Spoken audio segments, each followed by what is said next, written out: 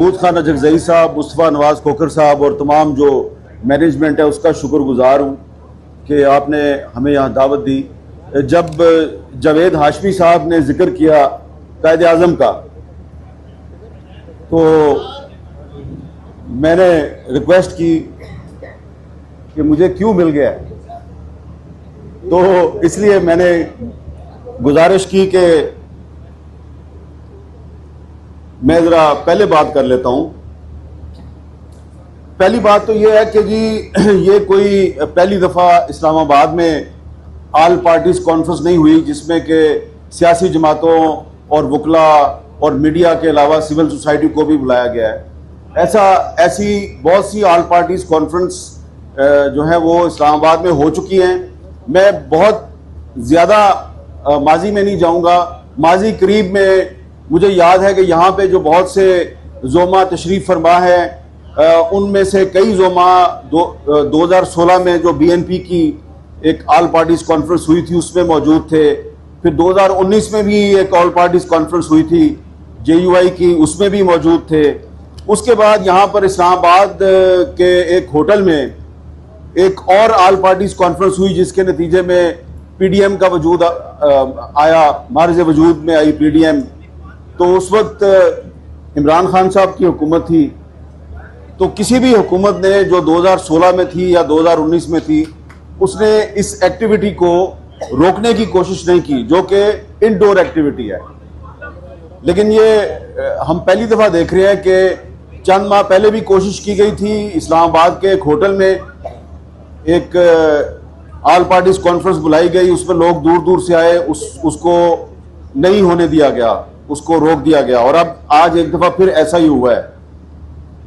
मुझे याद है कि 2021 में जब PTI की हुकूमत थी तो सुप्रीम कोर्ट बार एसोसिएशन के सदर थे लतीफ़ आफरीदी साहब, तो उन्होंने भी एक आल पार्टीज कॉन्फ्रेंस बुलाई थी। तो उसमें उन्होंने वकला और सिविल सोसाइटी और पॉलिटिकल पार्टीज के साथ साथ मीडिया के नुमाइंदों को भी बुलाया। तो उन दिनों में मुझ पर पाबंदी थी और इमरान खान साहब वजीर आज़म थे। तो मैंने वहाँ पर ज़ाहिरी बात है यही कहा कि भाई लोग कहते हैं कि पाकिस्तान में सेंसरशिप नहीं है, तो मैं सेंसरशिप की चलती फिरती तस्वीर हूँ। तो उस पर बहुत लोग नाराज़ हुए थे। तो आज उस वक्त तो सिर्फ मैं एक आदमी था। आज जब मैं आपसे बात कर रहा हूँ तो हमारे 6-7 जो सहाफ़ी हैं, 6-7 एंकर्स जिनका ताल्लुक मुख्तलिफ TV चैनल्स के साथ है, वो ऑफ एयर हैं। उस वक्त तो शायद मेरे लिए बहुत से लोग बोलते थे, लेकिन अब सूरत हाल ये है कि उनके लिए भी कोई नहीं बोलता। अभी पिछले दिनों कुछ ऑपोजिशन रहनुमा जो है वो काशिफ अब्बासी साहब के घर पे गए थे। तो मुझे याद आया कि जब इमरान खान साहब की हुकूमत थी और कुछ सहाफ़ियों पर हमले हुए और कुछ सहाफ़ी जो हैं उन पर मुकदमात दर्ज हुए, तो मैं शहबाज शरीफ साहब को, मरियम नवाज साहिबा को, मौलाना फजलुर रहमान साहब को लेकर मैं सबके घर गया, और जिनके घर गया उनमें से शायद यहाँ पर भी कुछ मौजूद होंगे। तो ये मैं आपको ये सारी बात इसलिए बता रहा हूँ महमूद खान अजगज़ई साहब, कि हम इमरान खान के दौर में भी ये कहते थे कि सहावत पर पाबंदियाँ नहीं लगनी चाहिए, आईन पाकिस्तान पर अमल दरामद होना चाहिए। हम आज भी यही कहते हैं। हमारा मौक़िफ़ नहीं बदला, हुकूमत बदल गई है, हालात नहीं बदले, हमारा मौक़िफ़ भी नहीं बदला। आप भी उस वक्त यही कह रहे थे, आप आज भी यही कह रहे हैं।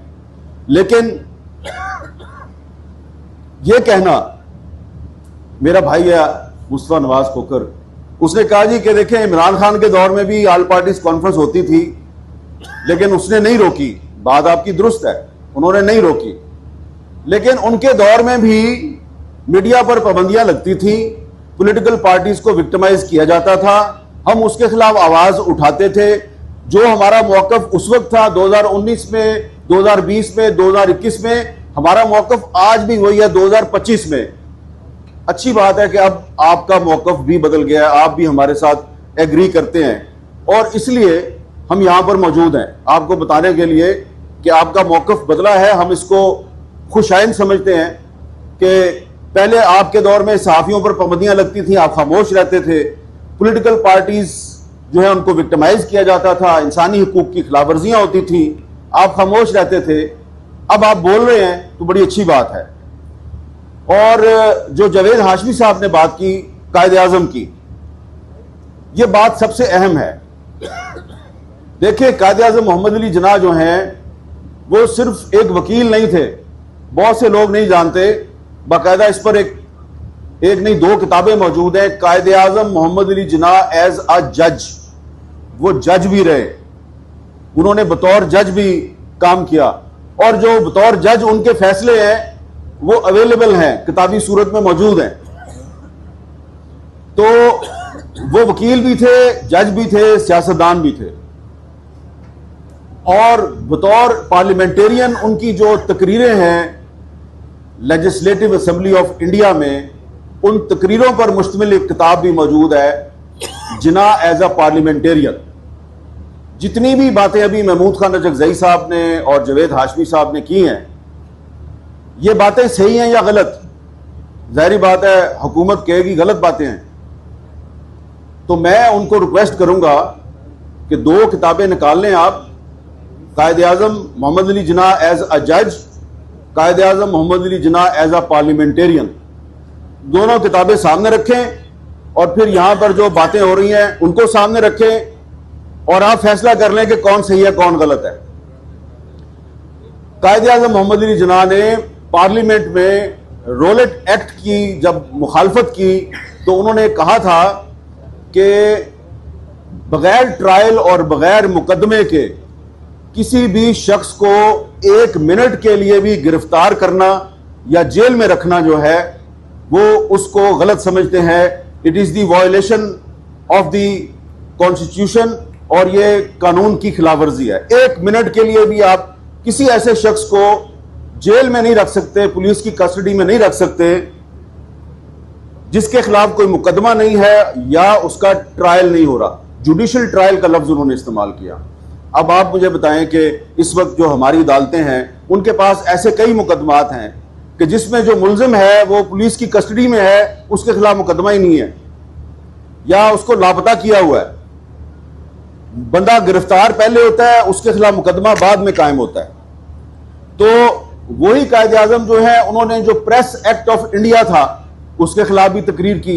ना सिर्फ यह किया बल्कि 124A सेडिशन, बगावत, इसके तहत कुछ सहाफी हैं उन पर मुकदमात दर्ज किए अंग्रेज सरकार ने, वो उनके वकील बन गए और उनकी वकालत की।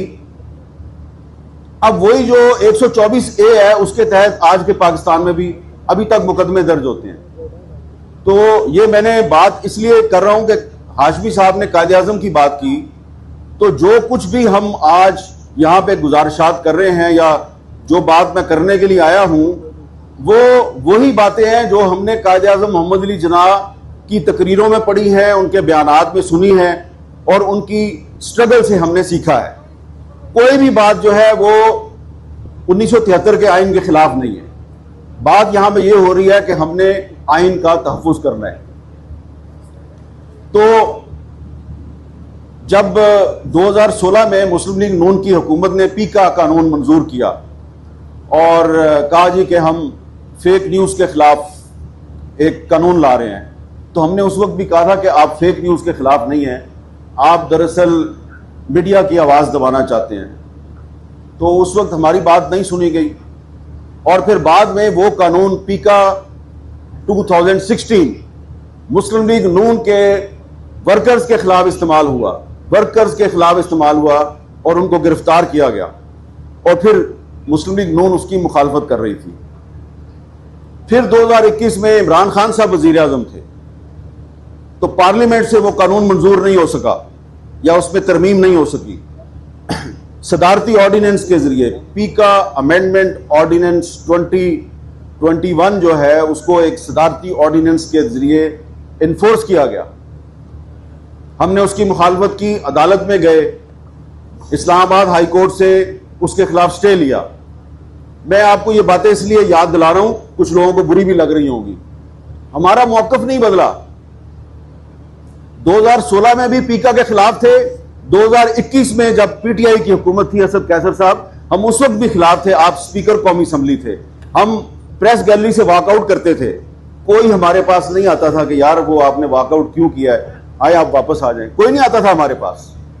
अब जब 2025 में इस हुकूमत ने, शहबाज शरीफ साहब की हुकूमत ने उसी पीका कानून को मजीद सख्त करके एक एक्ट ऑफ पार्लियामेंट बनाया और कोई उस पर डिबेट नहीं कराई, तो हमने इनको याद दिलाया कि जनाब वजीर आजम साहब, जब 2021 में इमरान खान की हुकूमत ने ये कानून जो है इसको ऑर्डिनेंस के जरिए नाफिज किया, तो हमने पार्लियामेंट हाउस के बाहर एहतजाज किया, हमने कैंप लगाया।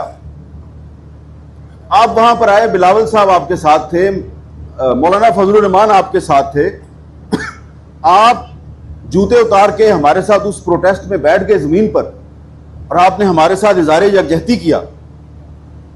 अब आप वही जो पीका कानून है उसको मजीद सख्त करके पार्लियामेंट में बगैर डिबेट के उसको आप इन्फोर्स कर रहे हैं, तो ये आप गलत कर रहे हैं। किसी ने हमें कोई जवाब नहीं दिया, तो इसलिए आज अगर आप भी ये कह रहे हैं कि आईन पाकिस्तान का तहफ़्फ़ुज़ होना चाहिए, तो हम आपके इस मुतालबे की तायीद करते हैं, क्योंकि ये जो पीका एक्ट 2025 है ये आईन पाकिस्तान के खिलाफ है, ये आईन के खिलाफ है, इसलिए हम इसकी मुखालफत कर रहे हैं। और ये जो इस वक्त पाकिस्तान में फ्रीडम ऑफ प्रेस, आज़ादी इजहार पर जो पाबंदियों की सूरत हाल है वो कितनी ख़राब है, हुकूमत नहीं मानती।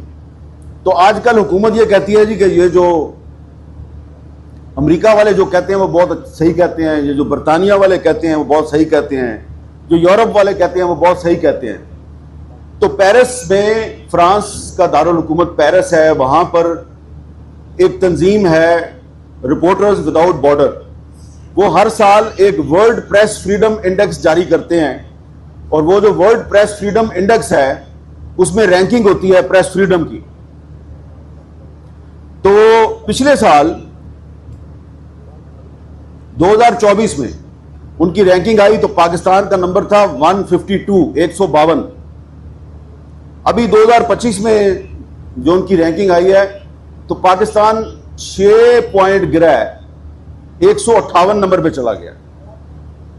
ये बहुत रेयर होता है, ये जो फ्लक्चुएशन होती है ना प्रेस फ्रीडम इंडेक्स में, 1 पॉइंट 2 पॉइंट, ज्यादा से ज्यादा 3 पॉइंट हो जाती है। पाकिस्तान इकट्ठा 6 पॉइंट नीचे गया है, और इसके रिपरकशंस भी हैं। यूरोपीय यूनियन जो है उसने जो आपको जीएसपी प्लस स्टेटस के लिए जो आपको कुछ उन्होंने फैसिलिटीज दी हुई हैं, आप पर उन्होंने इंपोर्ट ड्यूटी जो है वो कम की हुई है, उसमें एक ये भी है कि आपने प्रेस फ्रीडम का तहफ़्फ़ुज़ करना है।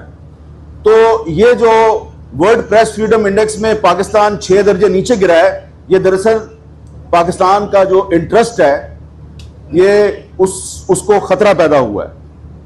और सूरत हाल ये है, यहाँ पे बलूचिस्तान के और खैबर पख्तूनख्वा के और सिंध के दोस्त भी मौजूद हैं, वो अच्छी तरह जानते हैं कि वहाँ पर जो सूरत हाल है वो आप टीवी की स्क्रीन पे नहीं देख सकते, आपको नजर ही नहीं आएगा। अगर मैं रिपोर्ट करूँगा, यहाँ पे जो बहुत से रिपोर्टर्स आपको नजर आ रहे हैं वो रिपोर्ट भी करेंगे तो वो नशर नहीं होगी। तो ये प्रेस फ्रीडम का हाल है।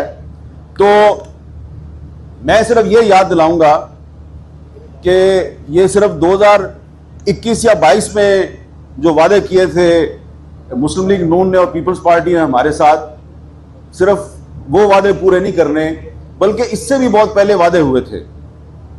2010 में गवादर में वफाकी हुकूमत और चारों सूबाई हुकूमतों ने एक इज्तिमा मुनक्कद किया था जिसमें NFC अवार्ड जो अभी तक चल रहा है उस पर इत्तफाक राय हुआ।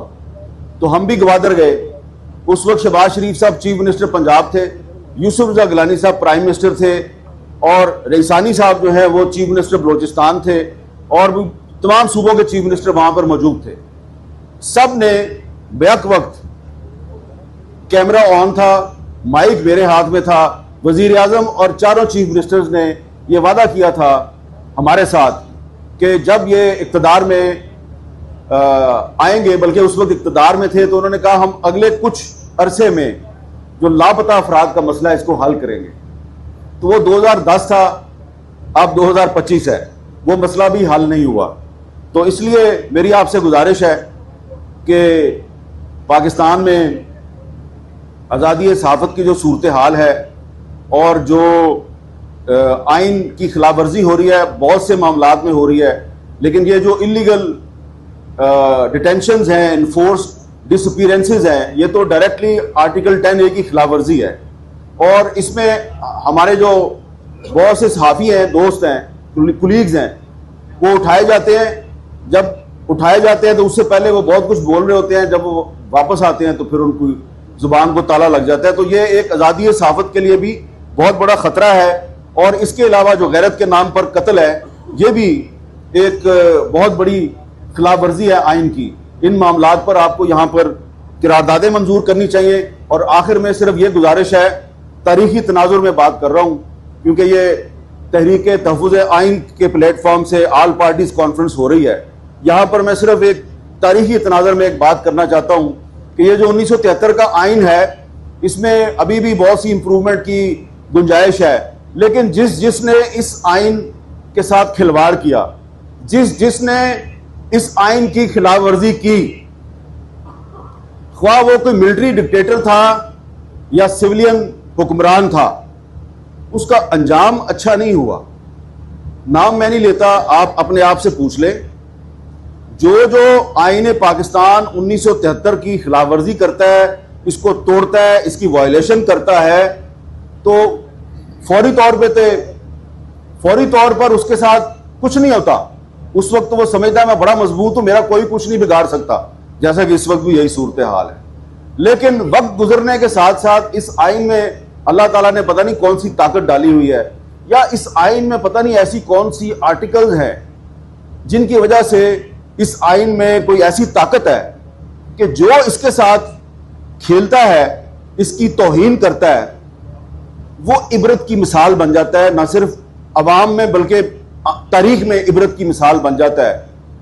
और क्यों बनता है ये आपको वकला हजरात बनाएंगे। मुझे दीजिए इजाजत। अल्लाह हाफ़िज़, बहुत शुक्रिया।